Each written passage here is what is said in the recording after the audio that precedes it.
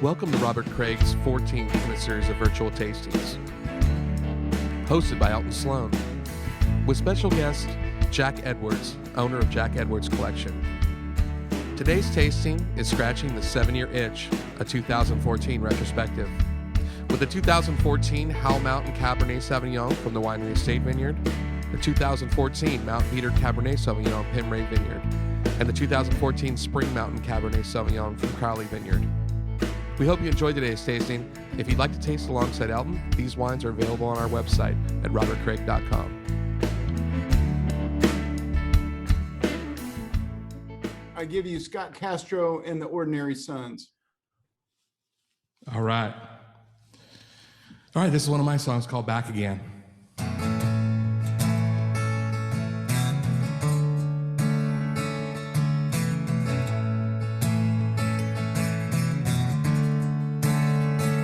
Seemed like forever. Warm evenings wouldn't end. Well, now it's September. All the chill is creeping in. I have never ever doubted us. I know I'll never walk that road again. But sometimes life gets in between us and leaves us longing for the day when I'll be back again. Oh yeah, maybe it's not wasted time. Maybe it's the void that binds and brings us back again. Oh, brings us back again. Walk around the corner, the sun's laying in the trees. Your eyes wide and sparkle, my heart's drifting in the breeze. Well, I could hold you close forever. I never ever wanna let you go. But sometimes life gets in the middle, and I'm so glad you and I, we both know. Oh, I'll be back again. Oh yeah, maybe it's not wasted time. Maybe it's the void that binds and brings us back again. Brings us back again. The luxury, you and me, we never saw it coming. We just kept running, now here we are, a little bit in awe of how we ever thought we'd end the broken fate spoken now. I'll be back again. I'll be back again. Oh, we're back again.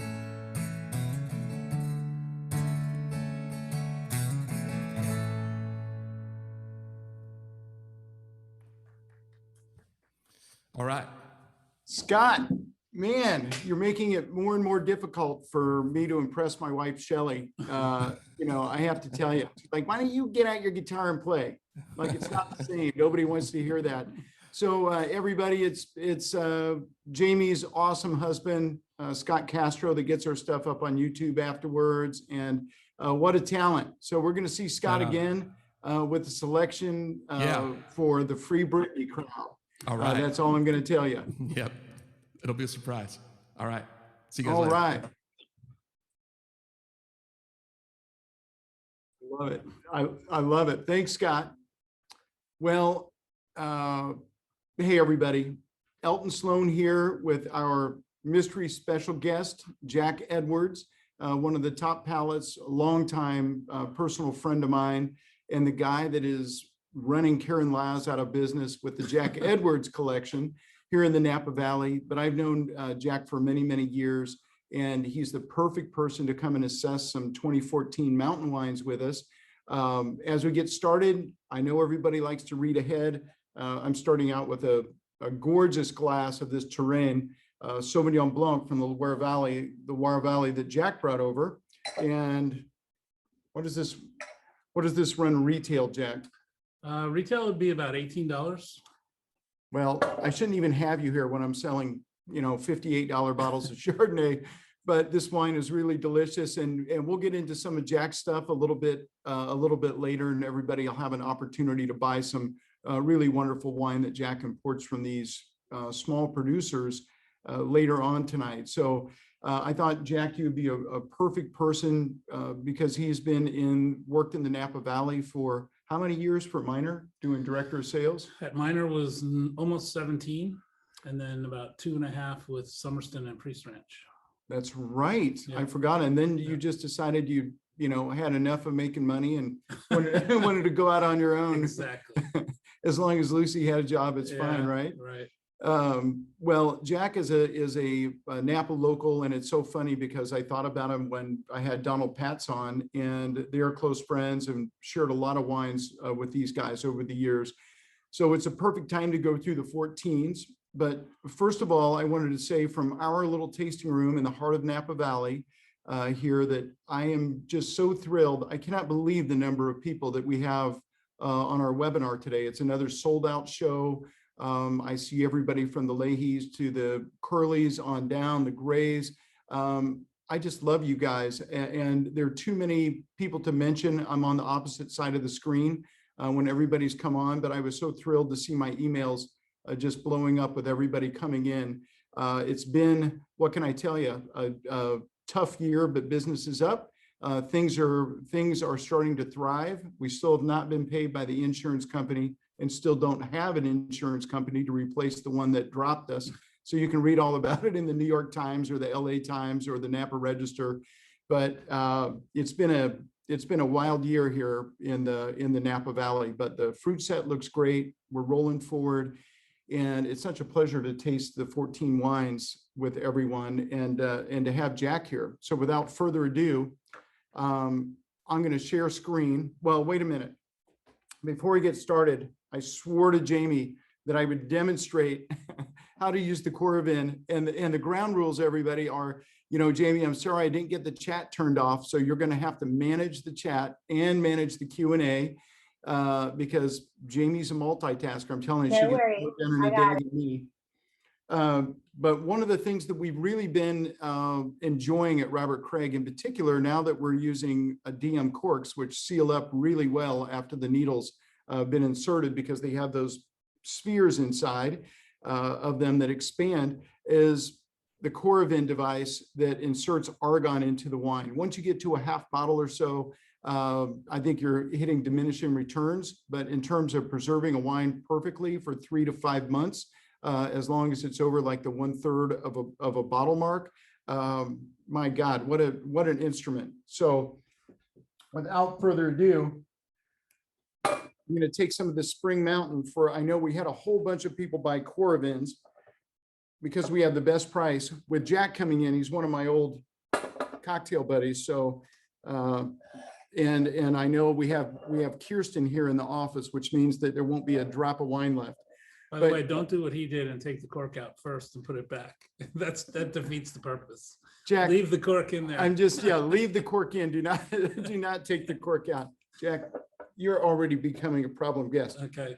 So the first thing you do is you want to have a good seat. And something that I learned, I thought I knew everything there was to know about Coravins, wine, etc., was I noticed there was some wine leaking out of mine last time, And of course, it's always Scott Johnson, isn't it, that says, hey, Elton, just tighten the needle at the top. So if you have the top of the device where the needle goes in, sometimes after going in and out of corks, it can loosen up. So there's a safety tip. If you notice you're a very messy Coravin user all of a sudden, my recommendation is to check the needle, check that the needle's in all the way. So basically this thing is so simple. You just, all you do is seat it, pull the clamp aside, seat it on the bottle. And the key, like anything, is to make sure you're going down straight up and down like a corkscrew. You don't want to bend the cork because the needles are delicate in these things. You just punch that baby down, and then I'm going to squirt Jack a little. And this, the canister for the CO2 or for the argon gas, that is not a handle. So you want to tilt this to give it a good tilt up. And you want to make sure that your argon is full. This is flowing freely, but give it a few good squirts. And then when you tilt the bottle upright, you just be careful, keep it inside the glass, tilt it up, and boom, you are done. And when you pull it out, same deal, make sure you have a good grip and you're pulling straight ahead, release the clamp. And Coravin is one of my favorite instruments on the planet Earth. There's your public message. Your public safety. So we are gonna start our journey with a little 2014 Viter, while I give everybody a little update with what's going on at the winery. So, oh, Danny McCary, I love you. Bruce Kern, Brian McCarthy, Brian Duff. It's so good to see you guys on. David Harrington. Debbie Ware, you never miss a thing. Oh, the Dickler family is on. I love it. Elizabeth Willoughby, Jay and Julie McGee, Joan and Bob Brown. I'm gonna get to the rest later. So let me share as we go through. Here's a shot of Jack that I had to pull off his Instagram because he sent me a photo of himself. So, I think that Jack might work for the CIA. Is that true? That's what my wife thinks. Because there are zero photos of him anywhere. I had to go deep through the archives before we had a mobile phone that would take pictures, or most of the time that I hung out with Jack. But it's probably a good thing we didn't have phones. So who's this in this photo, Jack? That is a guy named Kevin Tessieux. He's a producer in Burgundy in the Macon. So he makes really good Pouilly-Fuissé and Saint Veron. And in fact, he's the president of the Saint Veron appellation. Wow. Yeah. Well, Macon wines, if you're getting tired of paying that price for Polini and everything else, there's still a great buy for white Burgundy. And this terrain that we're having that we started out with is outrageous. So this is your, I would say, Francois Villard, right? Is there in Saint Joseph? Is that right? He's his winery is in the Condrieu appellation in Saint-Michel-sur-Rhône, but he makes Côte Rôtie all the way down to Cornas. All right. So he makes wines from all the different appellations of the Northern Rhone. So when you started out, Jack, like one of the drivers in your business, and we make a wine called Côte de Craig because I love Côte Rôtie so much. It's my homage to Côte Rôtie. And it's because, it means literally the roasted slope. And you can see here you have in the Northern Rhone, these parcels. I took it off Francois Villard's Instagram. I just screenshotted it because everything on your website I was unable to pull off there without it going blurry. but at any rate, and look what a beautiful area. I would say to everybody on this Zoom webinar that if you get a chance in your life to go to the Rhone, in particular in September, when they're harvesting and the rest of the world, all of France has stopped vacationing. They stop holiday in August, so you can get a hotel room. The food is out of this world, and the wines, you can see this soil, these vineyards are just nuts. And is this what made you fall in love and decide you wanted to do importing? Yeah. And the people and the food and the experience, it was something different, and I just fell in love with it. And I just absolutely love the wines from the Northern Rhone. And in fact, Francois Villard was the guy who helped me get my business started. In fact, probably 80% of the wineries that I represent are that I met through him. Right on. either that or through other people that he introduced me to. So he's a very big influence on me and my company. So, I mean, these vineyards, I can't even imagine what it costs to farm these by acre. This is meter by meter spacing. You can see there's no way you can fit a tractor through any of No. this stuff. I mean, look at that. Yeah. I just can't even, how And mountain no is hard. irrigation, so they can't water. They're completely Oh, at my the God. nature, at the mercy of nature. You know, if it rains, it rains, and if it doesn't, then they're in trouble. So Yeah. Oh, my God. I remember understanding German wine for the first time was when I went there in August, and we basically had to wear heavy jackets in the vineyard, and the vines are at a Yeah. slope like that, Yeah. at a 45-degree slope. And I'm like, well, where's all the drip hose? Irrigation is verboten. So it's interesting No that it's the same in Rhone, which is a much warmer place. Yeah. James Molesworth from Wine Spectator has actually written some really good pieces on the Rhone, and I panicked and told him to stop naming all of my favorite wine bars and restaurants in the area, because pretty soon we won't be able to get a reservation there. But at any rate, this is Jack's inspiration, and we're going to get back to Jack, but let's start exploring the 14 vintage and a little of this is what's going on at Robert Craig. So here's our beautiful winery, just to get everybody situated on Howell Mountain. Take a breath, feel the mountain air at nearly 2,400 feet. Look out at what used to be forest and is now just blackened scree, but it's coming back and becoming increasingly beautiful again.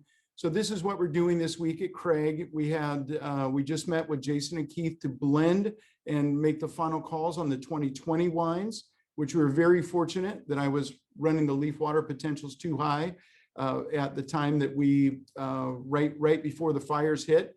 And so we had to bring in some fruit that is totally clean from Howell Mountain, but it's pH levels like you would find in Chateau Montrose and Saint Estèphe rather than Napa Valley, because we made some really beautiful wine in 2020. Instead of 10,000 cases, we made about 2,500, but I won't get into just how sad that is. But we finished those off and we made some lovely wines in 2020. Here's what I've been showing the insurance company. Major fires in the last 5 years, and you can see my arrow with my yellow arrow with the yellow X where Robert Craig is. So the most recent fire, the glass fire from 2020 is all in red that you can see there.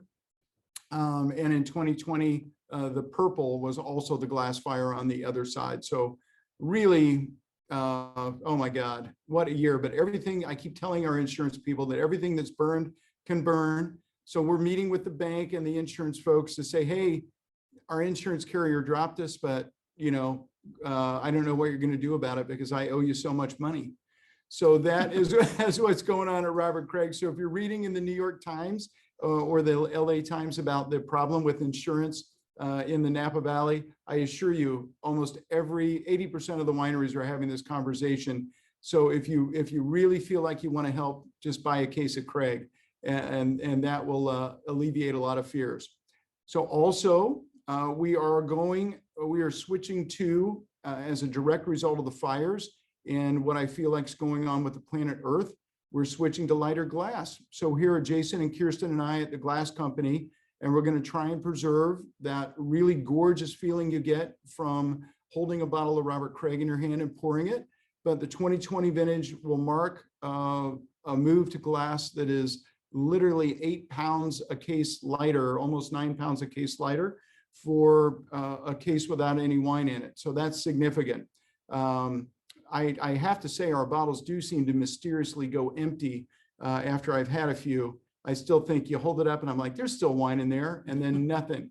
So this will alleviate some of that frustration, but we're doing that for the amount of carbon emission in shipping. And we're also going to try and find something nice to replace a tin capsule.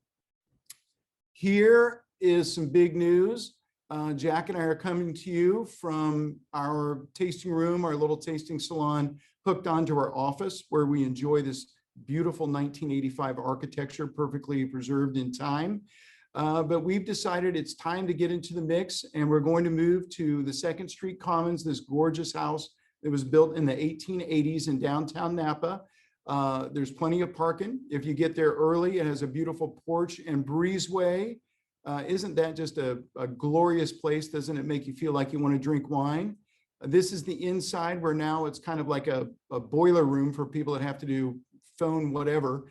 But it's a gorgeous, super light space, and soon it will be filled with comfortable chairs, a tasting bar, and we look forward to seeing you all there, because this is where it is with the red arrow and the circle, and you can see it's very close to the river down in the right corner. You're 2 blocks from Kenzo, from the Archer Hotel, from the Andaz, and just a couple of blocks if you're stumbling distance from any great restaurant downtown. And Nathan's Giant Hamburgers and great pies, you can see, is right next to us. So the next time you see me, I may weigh 350 pounds, but keep any comments to yourself. So that's big news. Kyle is going to be calling all of our best to offer up the remaining allocation of 18 Merlot and Diamond Mountain, 2 of the best we ever made. And you can see all those large format bottles that we make a very small amount of. That's the whole inventory of 18. And now we get into the wines. So this very, very shattered light flower and fruit set that occurred because we had such cold weather in the mountains this year. You can see I was on Mount Veeder this morning saying, oh God, you guys have already gotten done. Or yesterday morning, I was with Phil's people up there, and I said, God, you guys have already gotten done thinning. And he said, no, we haven't thinned this section yet. And so I was like, oh my God, the locust, look at that. There's hardly any fruit on the damn vines, but it looks really good. You can see the Veeder properties just going into veraison, a very exciting time. So the vines need water that we don't have right now. So we're going to be making some Rhone wines of our own.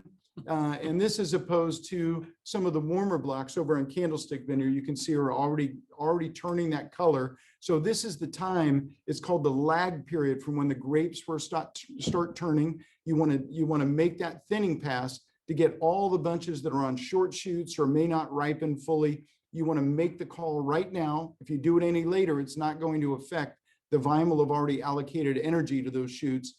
So you mess up your ability to farm correctly. You're still going to get underripe fruit on the long shoots. So right now is a critical time to do this thin pass. And we are one of the lowest yielding, farmers and vineyard producers in all of the Napa Valley. I'm just a nut for quality. So what happened in 2014? Here we are. This is the very end of 2014. Where we are negotiating with Duckhorn, and I was out with the appraiser on Candlestick Vineyard next to us. So we closed on that in the first week of January in 2015. And it just reminds me when we're having these wines, I'm like, what was going on in my life in 2014? And you can see Candlestick now, the block where we have this gorgeous Petit Verdot that makes such a huge addition to our Howell Mountain wine is there. And now it's fully planted. Duckhorn had let that go fallow. They couldn't get anything to grow there, but we have really beautiful Petit Verdot that grows there now in that section. Look how skinny I was and how much hair I had back in 2014. Shelley looks exactly the same, if not better. And I am just struggling to stay afloat here. Now I have these big reading goggles on all the time. And then I was a mountain biker of tremendous repute. And now I would never go to the Sun Valley and ride the trails that I was ripping around then. So, I've slowed down, but let's talk about, slowing down and having a sip of the 2014 Spring Mountain where we're going to start. So here's the soil type on Spring, and we'll come back and I'll just stop sharing here and we can all talk about it. Spring Mountain, this is Joan Crowley's vineyard at 2,000 feet of elevation. Our first vintage was 2005 from this vineyard, but 2014 was the first year that we start getting the best section of the vineyard, the ripest section, because the vineyard has some shaded sections. It's organic, biodynamic, dry farmed. And so without those tools on some of the more difficult sections, I felt like the wine was never fully what it could be, even though it made great wine until this vintage in 2014. And So here's a shot of the soil there. It's this basalt series soil that's similar to some places on Howell Mountain. It's more volcanic than marine sedimized marine material that characterizes a lot of the Mayacamas range on the west side of the valley. So you can see going down the rows, it's kind of interesting here. This was taken a while back, and now they have a really good farmer that actually turns over the soil for the cover crop, because you can see just how hard baked that ground is at that time. And you can see the natural lavender and everything around. And where you're looking here, if you look straight across, you can see Mount St. Helena in the background to your left, which is a big volcanic rock. And then straight in front of you is really where our winery is on Howell Mountain, that top summit.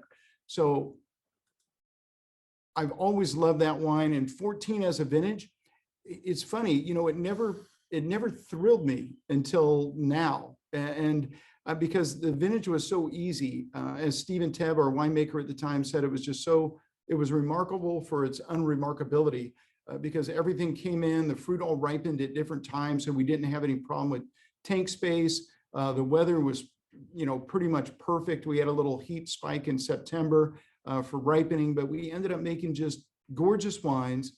And, you know, I just remember thinking, gosh, it doesn't have the, you know, the humongous fruit and power of the 13s, and it does not have that searing laser beam structure of the 15s. And so I was thinking, well, you know, it is what it is, but we received great press on the wines. And now that I've come back to them, I have to say, oh my God, are these good at 7 years? So what do you think? Do I have any questions, Jamie, that I need to take care of so far? I got to bring Jack into the mix now. Not so far, Elton. Just some nice chit chat and good comments, but no questions as of yet. I'm sure they'll roll in. Man, so what do you think about that? This wine, to me, Jack, has always been our most elegant, most deeply perfumed The first wine. thing I was going to say is the elegance of this wine is pretty amazing, and it's really not showing age. It doesn't have the super tannins you get from really young wines, like if you were drinking a 2017 or 18 right now. But it also doesn't show that older kind of smoky character you get from a lot of wines that are this age already. So the purity is just amazing. Yeah, I'm wow, I'm blown away. This wine is pretty good. Well, you know, I think one of the things that we've always done, Bob before me, and then me, as I've managed this place, is to seek out sites that have a natural acidity, naturally low pH, natural bright acids. This wine was like, this wasn't as crazy low as the 13 and the 15 in pH, but it was in the 3.6s. I mean, it's like 3.67, which for Napa Valley Cabernet is incredibly low. So there, for all of you guys that don't do, that aren't enologists for a living, there's an ocean of difference between most Napa Cabernets that exist between 3.9 and 4.0 pH, and wines like ours that are in the mid 3.6s to the high 3.7s. And basically there's an inverse relationship in general to pH and total acidity. And so the lower the pH, the more natural acidity the wine will have. And these wines have this brightness and this gorgeous purity that, you know, it always takes on release. And in particular, now that we use DM corks, the wine always tastes a little tight to me. They need a little time in the glass or the decanter. But when they get this age, the beauty is they start unfolding, and you don't get those raisin prune qualities, you know. What were you doing in 2014, Jack? I couldn't find any photos of us, but I know we were hanging out more than we have recently. 2014, I guess I was working at Somerston out there on the other side of the mountain from where you guys are, Somerston Estate, which is out near Lake Berryessa. Probably sweating profusely at this time of year because it gets hot out there. Oh man, but, yeah. Really beautiful property out there. And so this time of year, yeah, I would have been either there or on the road somewhere, because I was I was the sales guy, so I was traveling a lot back then. So yeah, well, every time I need at this time of year, but every time I need to pick up some methamphetamine, I cruise past Somerston on my way to Lake Berryessa. You know, because what's the name of the awesome egg roll place up there? Oh, the bikers Turtle always... Rock. Yes. If anybody gets out, I have to tell you, on your culinary cruise through the Napa Valley, you must go to the Turtle Rock store, which is above Lake Berryessa. It's a bar. It's a hole in the wall bar. Oh, They and do egg rolls. It's yes. crazy. And you know, I've ridden on the Tour de Craig, our bicycle tour. That's a 60-mile ride with 4,000 feet of climbing. That's at the halfway point. And you know, if you can hold one of those egg rolls down for the rest of the way home and a beer, that's the sign of a truly great cyclist. Primoz Roglic, eat your heart out, right? So we had some meth cookers out in the hills out there around the winery. oh, too. believe Yeah, me. We had a We're whole in task England. force of federal drug agents out there one time doing searches in the hills. It was pretty crazy. Helicopters and I mean, you know, They're like, armed to why the is teeth. Jack racing out to his car? It was unbelievable. Well, so Jack, what made you take your leave of California wine? Had you just said, I've done this long enough, I worked for other people long enough, and Well, that was my the heart big is in thing. Europe? Yeah, I mean, when I worked at Miner, I had spent a lot of time in the Rhone Valley. We made some Rhone wines, and Dave Miner and I had similar palates, and we really loved Rhone Valley wines. And you know, I was explaining I had become friends with Francois Villard, and I just decided it was time to work for myself. And what a lot of people do here in Napa is just, you know, make their own wine somehow, come up with their own label. And I just didn't feel like that was my forte. And what I really loved was these wines that I was drinking from the Rhone Valley. And I felt like I could help some of these guys that were looking for distribution in the US. And so I kind of took a stab at it, and it's worked out well. Well, that's, And now it's not just Rhone Valley anymore. I have wines from Loire, from Burgundy, Champagne, all over the place. There's a lot of wines from the south of France, and so it's really been fun.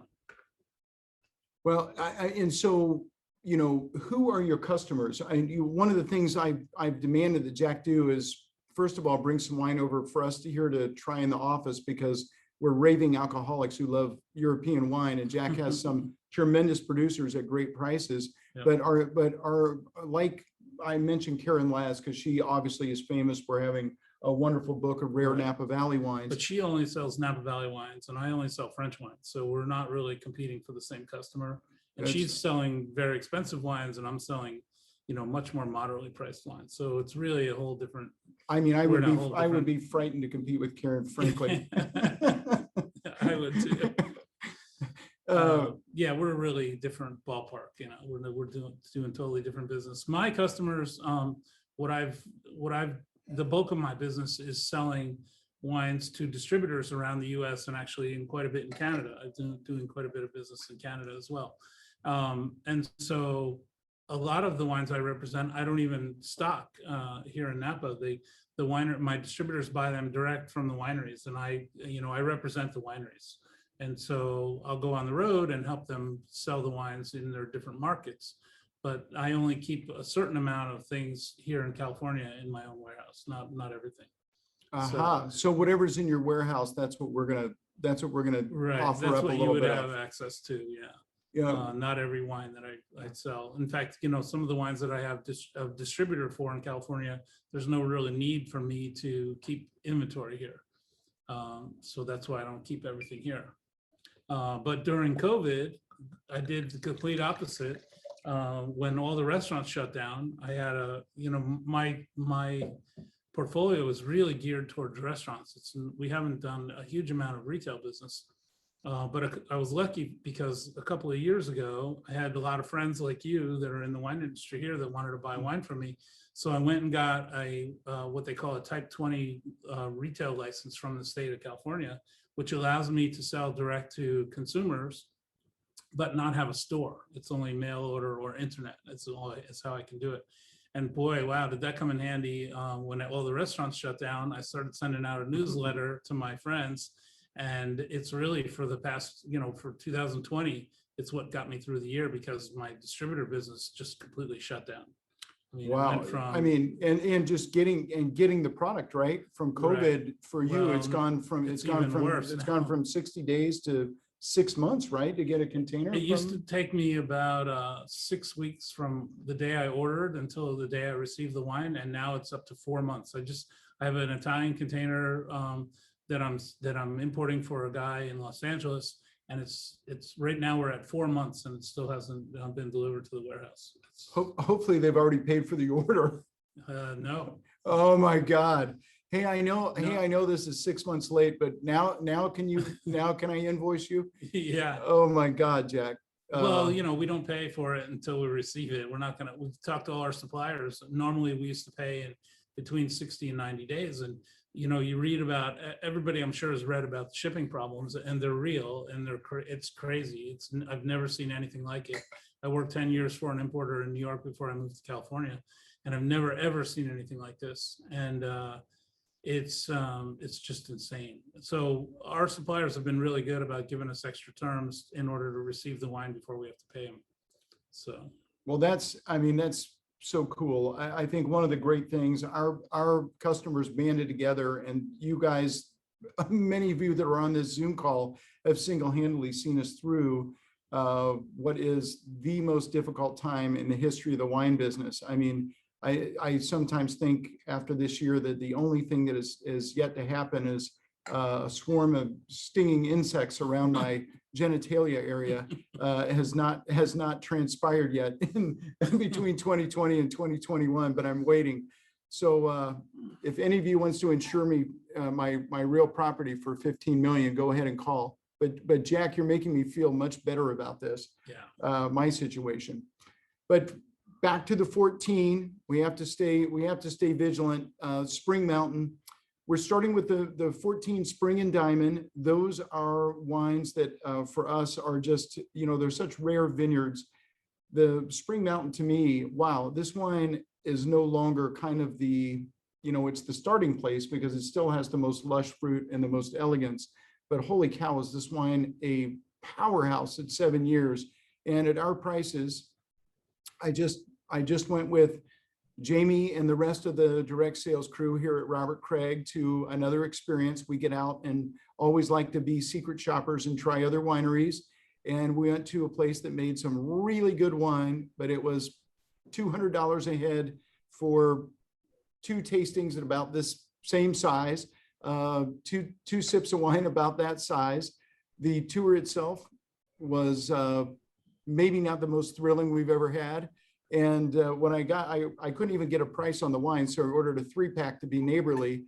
And I thought, how much could it be? Well, $4.25 a bottle with no industry discount. So that is what is happening in the Napa Valley. And I thought, man, this wine would be frightened of some Robert Craig Howell Mountain in a brown bag about 5 years from now.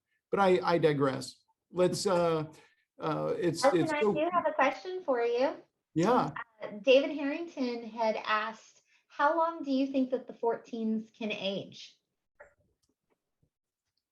Well, that's a great question, David, and thanks for being on. This wine, to me, is like showing it's showing no signs of taking any age other than it has a little more perfume and the tannins have softened a little. And I think, to me, when our wines hit that 12 to 15 year mark, they are really singing with the full, symphony accompaniment behind them. And I think if you wait longer than that, the wines are going to hold, but they might not necessarily get better. These wines to me are going to be 30 to 40 year wines in the cellar if stored correctly. We've never made, I think 14 vintage for us is a dividing line in terms of bringing in really professional farming to all the vineyards. And Joan on this vineyard actually brought in, I think David Tate from next door at Barnett farmed this vineyard for them for the first time, other than Mark the Claw, the guy that they used to have doing it. And to me, these wines have a very long life ahead. Now for me, I have to amortize my wine purchasing because, I like to drink wines when they still have their fruit and power. I do not like to drink these really old bacterially infused wines that we get so often. It's so infrequent that somebody brings a really old bottle of wine that tastes great. Most of the time it's a closure problem, you know, Mhm. which is, we were just having the DM cork discussion again here today because the white has DM. Chateau Aubrion just went to DM corks. I just saw on James Molesworth Instagram post. And so people are, I think the closure problem is going to be a major issue, but also the lack of bacteria in wine. And for us, better farming, better QC control and production. I just think this wine's going to go a long time. So we're at 7 years now. If you can wait another 7, I think this wine is going to blow your mind. But if you were to drink it and put it in a decanter, hopefully you have good friends over, David, right now, because that a lot of times determine how well the wine is going to show. I'm super happy with it right now. You I know? don't know that there's too much more reason to wait. Oh, Jack, we'll open something older for you here in a minute. You'll see. All right. But Napa Valley wines don't have to be overwrought clod hoppers that don't show vineyard site. And so for us having these very special vineyard like Jones Place, it would be a shame to overdo the wine, to overmake the wine into something that's not going to age as well, is not going to show the site.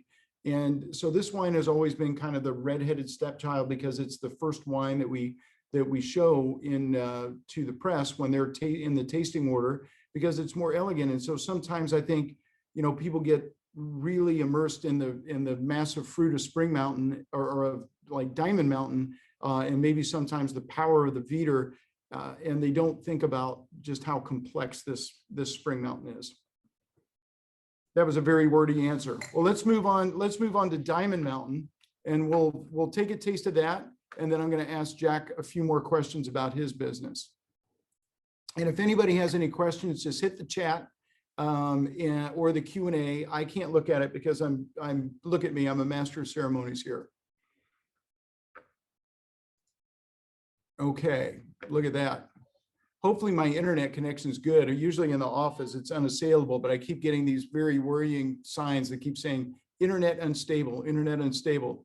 So we're going to go away from Spring Mountain to one of my favorite shots of our former winemaker, Stephen Tebb, who is doing really well now. He's still making wine in the Valley and living in Tahoe, which is mutually exclusive deal for Robert Craig Winery, but he's doing a little consulting here and there, and is just one of the finest people to ever make a glass of wine or share a glass of wine with.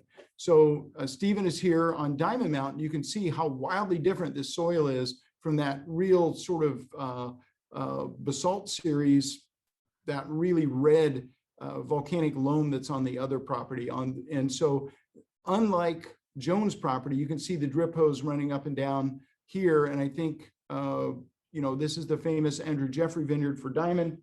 And you know what, Jack, I didn't bring us this, let me get us a container.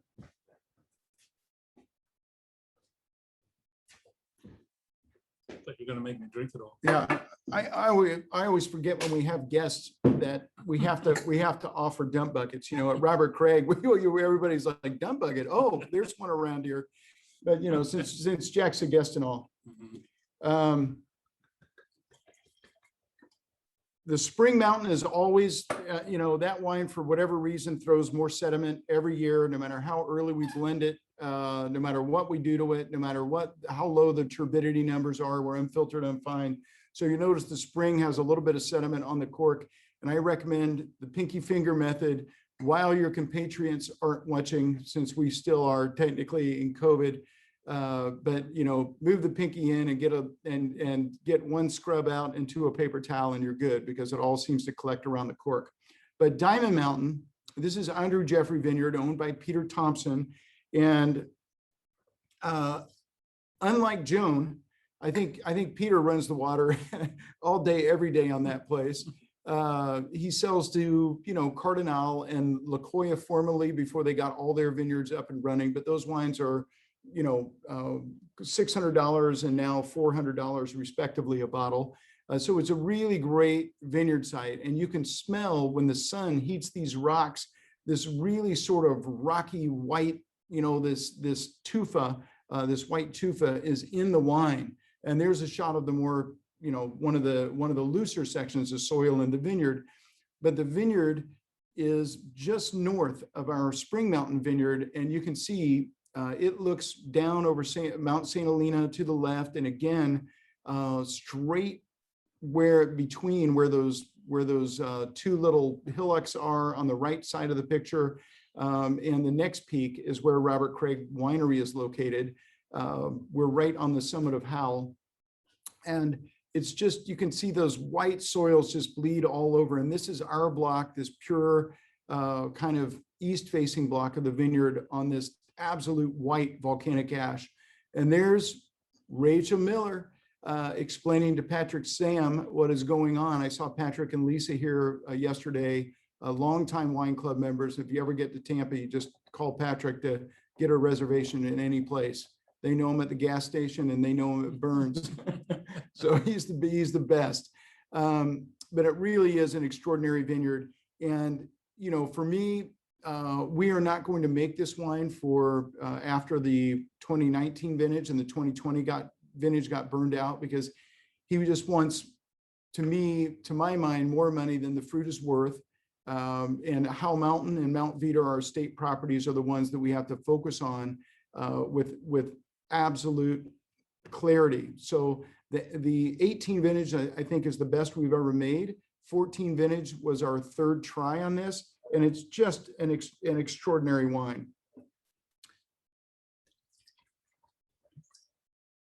So this wine is almost 100% Cabernet. With 15, we started getting a little Petit Verdot, and 16, a little Cabernet Franc as well. So 16, 17, 18 have a little more Petit Verdot and Cabernet Franc. But the wine is, you know, Peter does not drop any fruit, and it's farmed by Pete Richmond, the same guy that we use up at his place. And I'm always like, Peter, you know, would you think about maybe a green drop up here? So if he ever comes on the webinar, of course, I will not ask him that question, like, why don't you drop fruit? But it'll be like Mike Dunn. Oh yeah, they just, you know, they just add water. They get it super ripe and then de-alk or add water. That was world class for those of you that saw Mike Dunn last time. Hopefully he doesn't. Hopefully nobody from Outpost watched that one. But at any rate, the vineyard is so volcanic and so specific. To me, it's way different than Vita and Spring. Yeah. What do you think, Jack? Very different wine. Maybe a little less acidity than the Spring Mountain, and a little more powerful. And this one, even though it's a 14, I was super happy drinking the other one. This one I would age a little more. I think this one is showing even younger than the Spring Mountain. It's a beast. You know, again, the Spring has that elegance, but it's always the sneaky Pete in the cellar. So we'll see. It'll be a grudge match. A little more tannin in this. Yeah, The flavors are very similar though. It's to me, I get more of a deep lush tone in the Spring, and this has those just high nervous notes, almost like Howell Mountain. It's like the Diamonds Mountain's kind of like the Howell Mountain of the west side of the valley of the Mayacamas range. Are you having these, Jamie? What do you think? I am having them actually, and I think both are lovely. But I agree with both of you actually. I think that the Spring for me is drinking really beautifully right now. Like all of the flavors seem to have, you know, really kind of melded together, and it's just a lush, delicious wine. I love the Diamond, and I'm always excited to try it. But I agree, it's bigger, it's bolder. I don't know. I almost wish maybe I had decanted just to see if, you know, a little aeration and some time made a difference. But I'll come back and revisit. We'll see what we think in an hour. Well, I completely agree that, you know, the one thing that these young wines from Craig need is a major decanting. I mean, oh my goodness, things have changed. You know, when I started out a long time ago, and Bob was really focusing on his story of being a producer that was, you know, more ready for early consumption. It was interesting to me that we get to the 10-year mark for Valentine's Day, and some of the wines were barely hanging on, and these wines are like killing it. I just realized I went Spring Mountain second where I should have done, or Diamond Mountain second. I probably should have done that at the end because it was optional. So for all these people listening to us wax poetic about the Diamond Mountain, you're missing quite a wine, but I'm so sorry. I should have done this. I'm running low on time. But Jack, let us move to very quickly. Let's go to the next course where we're getting now to the estate, although this is Pimray Vineyard. And then we're going to talk. I'd love for you to go grab a bottle of your red so we can discuss one of your good bottles of red at the same time as I'm taking these guys into Pimray. One last shot of Diamond. I didn't even realize I had. So we go from Diamond Mountain now. We go to our second to last vintage from Pimray Vineyard, P-Y-M, then separate word R-I-E, which are Robin Williams, the middle names of his two firstborn children.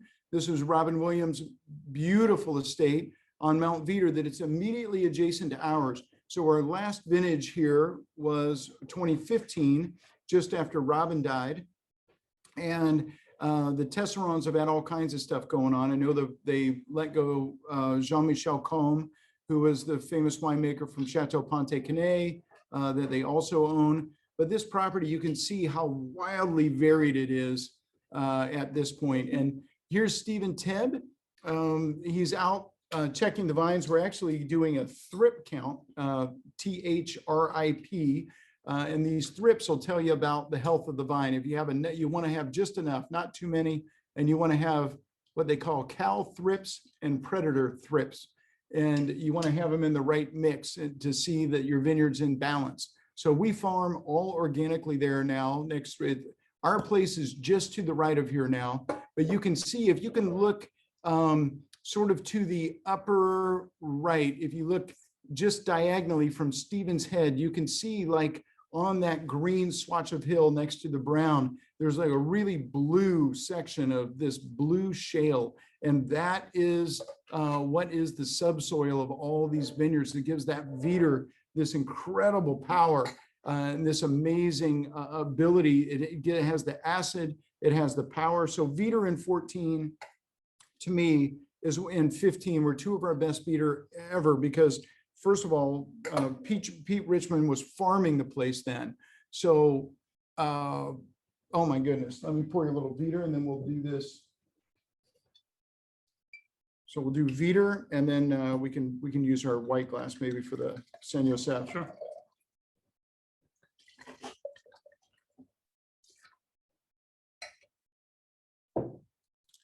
Gosh, for all of you guys doing this, I mean, the price was right. These wines are absolutely blowing my mind, but this is why we do it, to show you what Robert Craig can be in a few years. Here's a great shot. Look at Keith Emerson, our consulting winemaker. Oh my gosh, he has hair. Back in 2014, I thought that I had some deal, but again, you can see that blue shale behind him. This is from the upper block of the vineyard, and the shot before was from the lower block. So you can see the elevation change. And this to me was always the lousiest block of Pimray, that upper block. You can see that the vines are still growing crazy. The tips at the same time of year are going nuts. A lot of growth. They were getting a lot of water from the nearby, some source, maybe a spring nearby, probably the same spring that feeds our vineyard across the way. But the upper block was always vegetal and difficult to ripen and manage. And so that's why I love our new vineyard for the complete uniformity. But it's a great shot of Stephen and Keith from up there. So this is our vineyard now, where if you keep walking in the direction this gentleman is walking, in another 400 yards, you're onto Pimray. But I was just here yesterday morning, and it was 70 degrees on valley floor and 89 degrees up there at 10 in the morning. So the mountains, that's at nearly 2,000 feet, are starting to catch up. And here's a little shot from our Mount Veeder of everybody needs to see some shit while they come on a webinar. So this is what's so cool is, no, that's not bear. It's from this guy here. It's another. We have I guess there are 7 or 8 mountain lions. We have a naturalist that put a collar on one. They're feeding on something down below our property, and it's really rare. We're so lucky to have these vineyards that have these spectacular large mammals out and around them that have survived the fires and are still, I mean, this is how remote these vineyards are. And fortunately, mountain lions eat wild turkeys that like really good Cabernet grapes. So Mount Veeder, Pimray, what can I tell you? I'm so excited to see Phil Couturi working on our property, but this Amentet next door, but this wine is just a savage, you know. I mean, this is why people from a great Bordeaux Chateau house would come here and want to buy that place for, you know, 35 million plus. This wine is so young and so beautiful and intense. What I love about these three wines is they're all really different. They're really different from, and they really show the sense of place. There's a winemaker, I did a tour with a winemaker one time. It was a very highly paid, very highly respected winemaker here in Napa Valley that shall remain nameless. And we must have tasted 30 of his wines that he makes from different producers, from different vineyards, and every single one of them was the same. That happens. Even Yeah. the Zinfandel tasted like the Cabernet. It was crazy. I just didn't, they were all really good. They were all great wines, but there was no reason for him to, he has a formula, and there was no reason for him to make wines from different vineyards. He might as well just put them all together because they were exactly the same. And these are all completely different from each other. And that's what makes wine fun. Jack, that is literally the best compliment anybody can pay me in terms of our wines, Yeah. is because the whole goal is to show the site. We have these really rare, beautiful sites, and it's this opportunity, you know, you guys, it's all summertime, and I hope you're drinking the wines at appropriate temperature. Once these wines, I just keep putting them back in the fridge, because once these wines warm up, they taste like brandy, but these are glorious examples of their individual areas. And one of the wines, Jack, I want to show you guys, if you're not a Rhone wine, I got to have some of this. Jack brought a little bit of this Domaine de Roche Paradis, Saint Joseph. And so tell us about this wine that I'm getting ready to pour into my glass. So this is 100% Syrah. So Saint Joseph Red is always 100% Syrah. Saint Joseph White is any combination of Marsanne or Roussanne, and he makes a Saint Joseph White as well.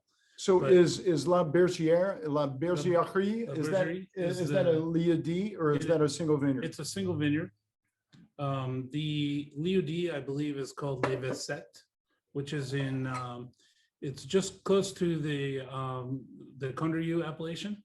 So in the Northern Rhone, there's three communities basically where Saint Joseph and Condrieu overlap each other. And if you plant white there and you have the right place, it's Condrieu. And if you plant red, it's Saint Joseph. There's only three places where that occurs, three villages where that occurs in the Northern Rhone. If you Oh look my at a God. map, Côte-Rôtie, where Côte-Rôtie ends, Condrieu begins, and where Condrieu ends, Saint Joseph is already overlapped into Condrieu and Saint Joseph. And so this is the very, very northern part of Saint Joseph, the coolest part of Saint Joseph. Saint Joseph is one of the biggest appellations of the Northern Rhone. Saint Joseph and Crozes Hermitage are the two biggest. And it's about 57 miles long, north and south. So the temperatures can be quite different. In the northern part of Saint Joseph, it's much cooler. In the southern part of Saint Joseph, it's a little warmer. And you get more of a kind of an olive character in the south, and you get more of a spicy, peppery character in the north.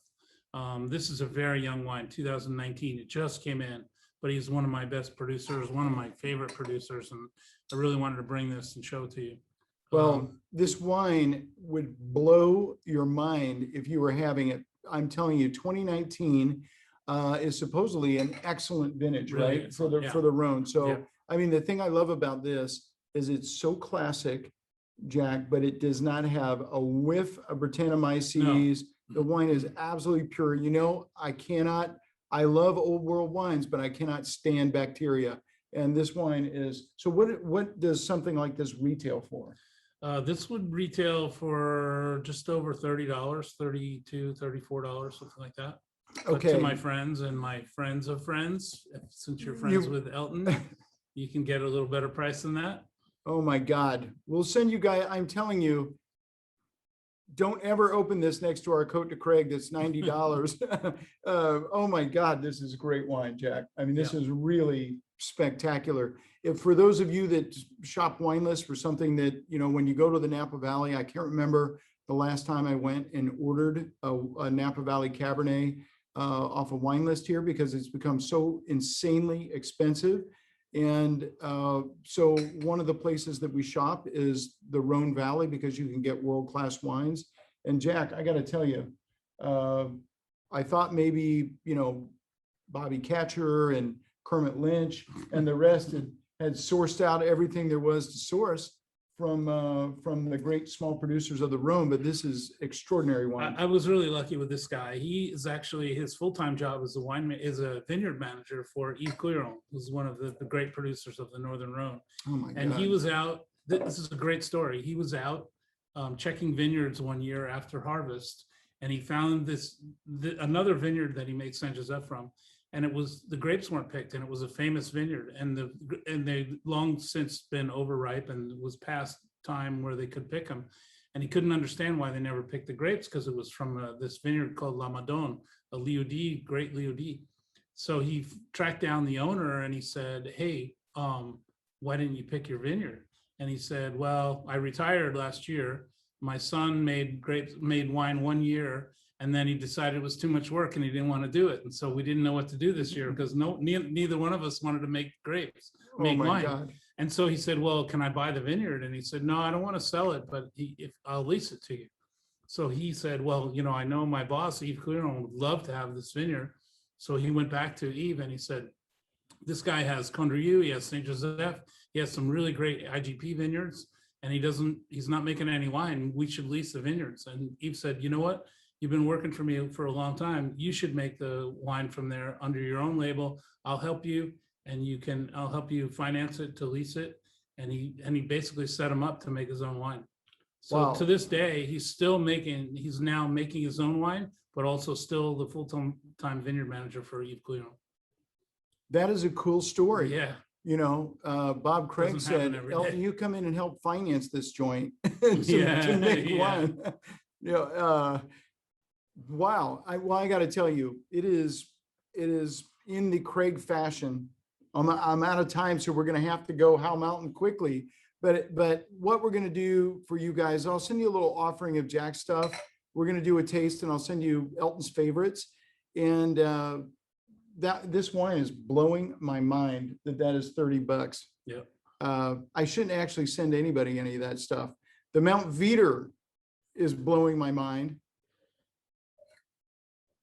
Man, does that have a distinct quality? When you talk about like a you mentioned olive quality, but this wine has like a deep, it has like a savageness to it.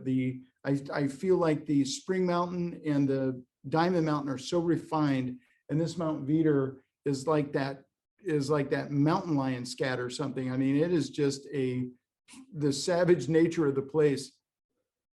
And those varying altitudes and the steep slopes in the vineyard are all over this wine. I salute Pete Richmond for the farming that he did, because I think it's our 13, I think may have received higher scores, received 96 points from Galoni instead of a 95 on this one or whatever. And I think this is by far the superior wine. This one's got And I had another one- 20 years in it. So sorry, I didn't mean to interrupt you, Jack. No.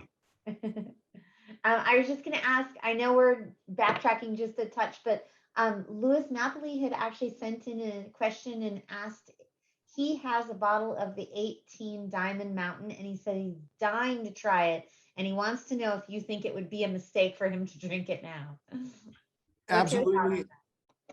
I mean, Jamie, you had it in the office with us the other day. Absolutely not. My advice is to make sure that the wine is cool enough, first of all, because it's a humongous gargantuan wine. So don't let it sit out in a decanter in a warm area. Put it in a decanter, you know, in the refrigerator or in your wine fridge if you can. So don't let the wine warm up is number one, but it needs a couple of hours in a decanter. But I mean, the 18 and 19 from Diamond Mountain are two of the best wines that we ever made at Robert Craig Winery. I mean, really, to me, we've had enough reps with the vineyard and with Jason coming on and being so attentive to detail from what we were doing. And the vintages were so great. On the east side of the valley, they didn't have any smoke concern in 18 like we did on the west side of the valley. They didn't have any of the smoke concern that we had, on the east side. And it is, I mean, that 18 wine is a novel. So let's finish up with my favorite wine. So you're not doing yourself a disservice. Great wines should taste great when they're young. They should be balanced. And to me, when I drink a young, Lafite or Mouton or whatever it is, I always think, wow, this tastes great right now. And wines that are balanced age the best. And to me, it's already been, I mean, it's going to be 2022 when we blink our eyes. So, it's already been whatever it is, 4 years that the wines had to relax. So don't worry about it. If you don't like it, we'll work something out. But the last wine, always the end, is Howell Mountain, which it has the most tannin of any wine that we have. It always has low pH. There's huge acid. It's the highest elevation wine we make. And sometimes it doesn't have that immediate, sense of size that the Diamond and the Veeder have. But in terms of structure, this is the Saint Estèphe of Robert Craig. And this is the wine that needs the most time to unfold and show itself. But, oh my gosh, this 2014 Howell Mountain it has that sort of, wild brambleberry fruit, that cracked white pepper, that thorny underbrush, that red rock, the minerality that's always the hallmark of Howell Mountain. Very similar to Pritchard Hill wines. We just had a 2007 Chapelet Pritchard Hill Cabernet the other night that tasted so similar to our 2007 Howell Mountain. It was strange, but it was just fascinating for the fact that, and I'm a 2007 vintage. I'm not crazy about that year because it was so right, but man, oh man, this wine is my heart. If I had one wine to show somebody and say, this is what Robert Craig Winery is, it's Estate Howell Mountain. This one's fantastic. Thank you. It's such a singular nose, right? So pure. It's just amazing. It reminds me of having that Saint Joseph where there's nothing to get in the way. It has so much oak on it, and the oak doesn't even show in the wine. No. I mean, this is all like for this wine, we use all of these handmade barrels from Darnajou, which you have to bring a note from your mom and give to Luc Morlaix, who manages the barrels here. And if you ever get behind in payment, God help you, you never get them again in the rest of your life. So it's really difficult to get these barrels. They only make about 12 barrels a day in the entire facility, but it really goes great with Howell Mountain. And so we don't do the same thing with every wine. Every wine is fermented differently. Every wine has a different oak and fermentation regimen. We don't have the formula where it's like, we do this and that's what it is. But to me, Howell Mountain shows itself. Incredible. Oh my God. Well, Jack, I've run over my time. We got to get to Free Britney. And Jamie, do we have any more questions? Oh, Victor Andrade's on. God love you. Tony Laurel Kane. Tony Poor, yeah. We got the muted, press. Jamie.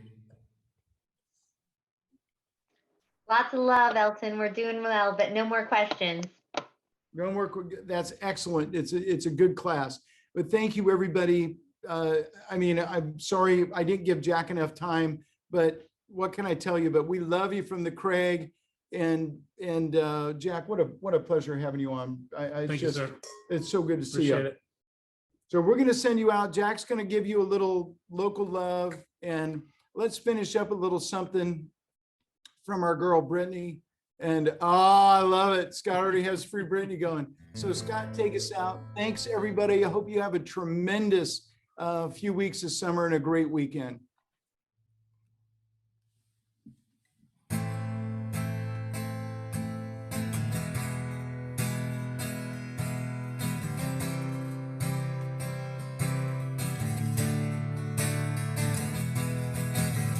Oh, baby, baby, how was I supposed to know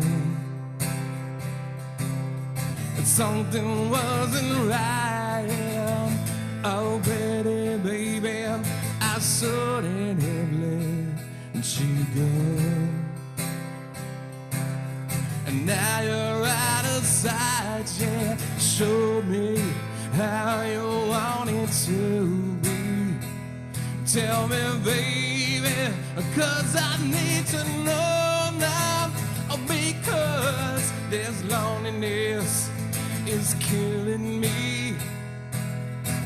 Well, I must confess, I still believe when you're not with me, I lose my mind. Oh, give me a sign, hit me, baby, one more time.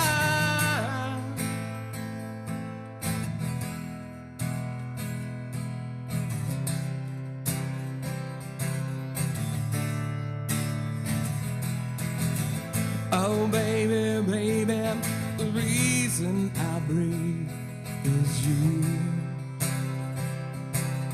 And girl, you got me blinded. Oh, pretty baby, there's nothing that I wouldn't do. That's not the way I planned it. Show me how you want it to be. Tell me, baby, 'cause I need to know now, because this loneliness is killing me. And I must confess, I still believe if you're not with me, I lose my mind. And give me a sign and hit me, baby, one more time. One more time. One more time.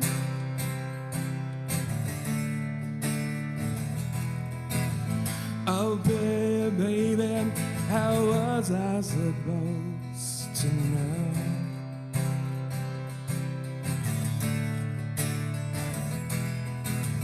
Oh, pretty baby, I shouldn't have let you go.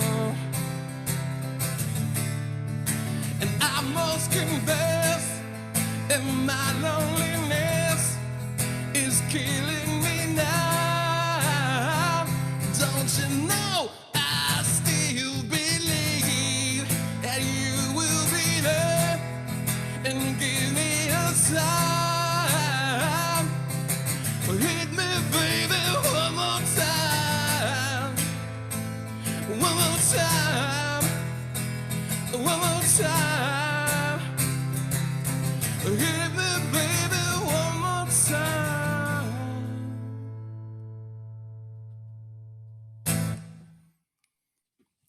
All right, you guys. Happy weekend, everybody. Love you guys. Scott, that was awesome. Bye, everyone. Bye, everyone.